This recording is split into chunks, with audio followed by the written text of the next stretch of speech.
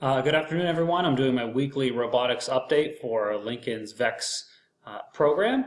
So here we go. The first thing I want to notice is, oh my goodness, thank you, everybody. This is awesome. We're up to $1,700, which is awesome. I just don't know what to say or think or anything.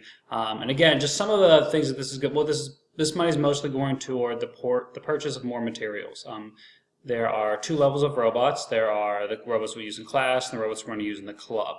And the club robots are ones we're going to use in the future in the class as well for a second-year student. So that's where most of this money is going toward. We're also going to use it for event registrations and just registering the teams for different things.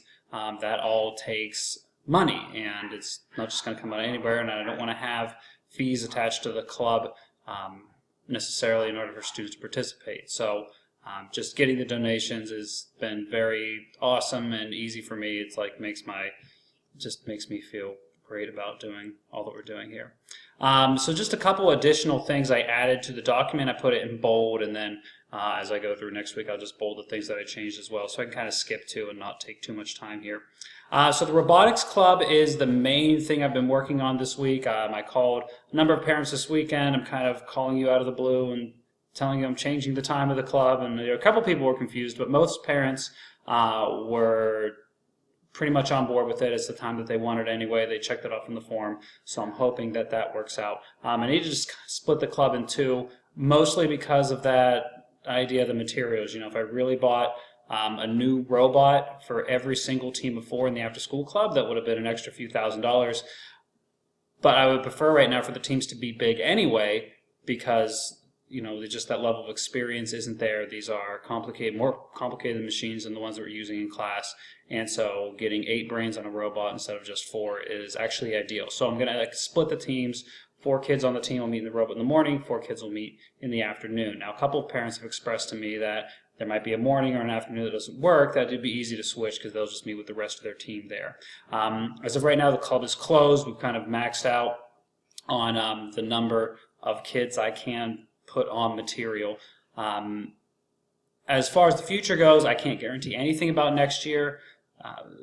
It's just way above my pay grade to do that, but I'm sure we will still have a robotics program. I don't know how many slots will be available for second-year students, but I know that they're definitely, that is the plan for that to be there, but I just can't really tell you exactly what that'll be. But definitely look forward to next year as we will continue to use these and to grow this program. I have, in my experience just looking around, I see nothing but interest and more kids wanting to participate and get in on it, and so I feel really good about the future, but I just am not a fortune teller. I cannot do that. And also to keep in mind, especially for the club robots, robotevents.com, I'm keeping an eye on it. You can keep an eye on it as well.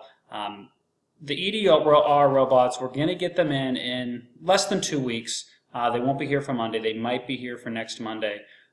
You know, the kids will do some planning on the side before we get those kits.